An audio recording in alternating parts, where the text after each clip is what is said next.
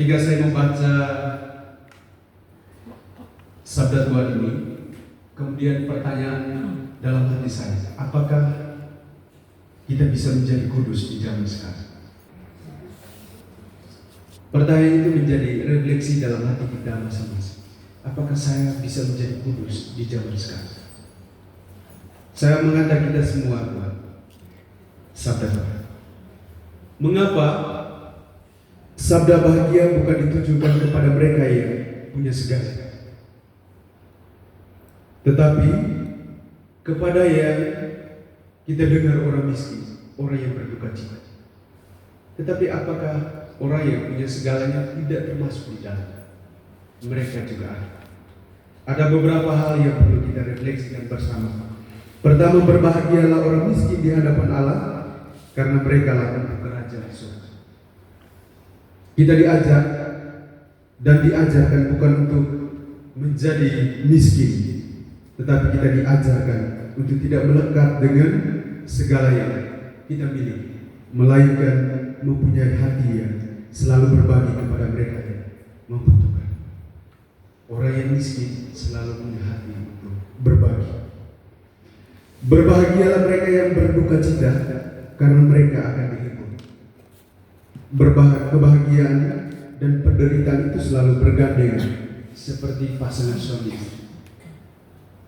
Kita tidak bisa memilih yang satu dan mengabaikan yang lain. Kita harus setia dengan keduanya untuk proses menuju kekudusan. Berbahagialah mereka yang lemah lembut, karena mereka akan memiliki bumi.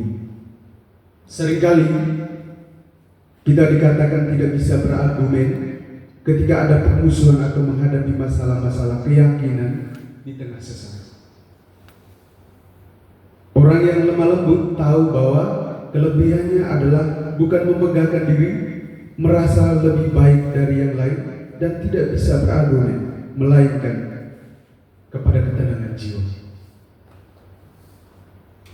Berbahagialah mereka yang lapar dan haus akan kebenaran, karena mereka akan dipuaskan. Seringkali kebenaran itu dikuburkan karena hanya demi kepentingan tertentu. Tetapi untuk orang yang lapar dan haus akan kebenaran, selalu berani dan jujur dan tidak goyah dalam godaan apapun.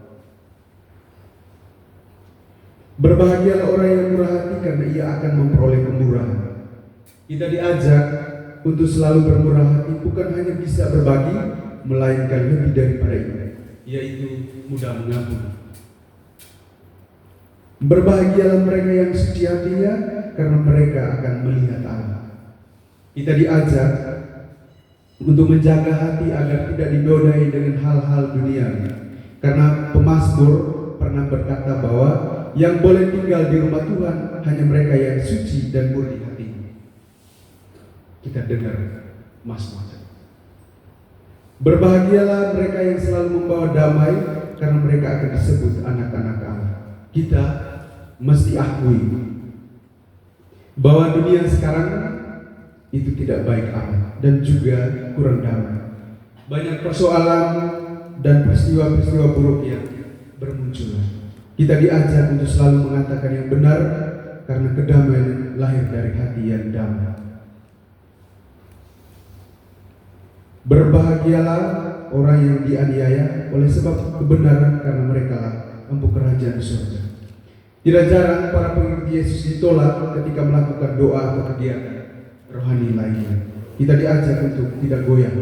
Kita mesti membangun prinsip iman bahwa semakin ditolak iman kita, semakin teguh akan keselamatan. Kita bisa belajar dari sabda bahagia ini dengan kehidupan para kudus yang kita rayakan pada hari ini.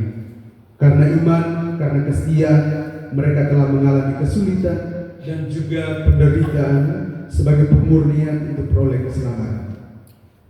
Sebuah pertanyaan refleksi untuk kita yang tadi saya pertanyaan refleksi adalah, apakah kita menjadi orang kudus? Bisa menjadi orang kudus di zaman sekarang. Ada dua hal yang bisa saya tawarkan. Pertama, setia merawat iman dengan merayakan Ekaristi dan devosi kepada para kudus, devosi pada kerahiman dan juga doa rosari. Santo Carlo Acutis, orang kudus abad ini, anak muda, dia sebelum meninggal, ia menunjukkan satu hal bahwa kita bisa masuk surga dengan mudah, yaitu dengan merayakan Ekaristi. Dia mengatakan Ekaristi adalah jalan tol menuju surga. Kita coba bisa. Yang kedua, jangan membuat orang lain hidup susah. Ada satu ungkapan menarik, kalau tidak bisa bantu banyak orang, cukup sedikit orang. Kalau tidak bisa bantu sedikit orang, cukup satu orang. Kalau tidak bisa bantu satu orang, maka jangan membuat orang lain susah. Mungkin pernyataan membantu kita menjadi kudus di zaman sekarang. Tuhan memberkati.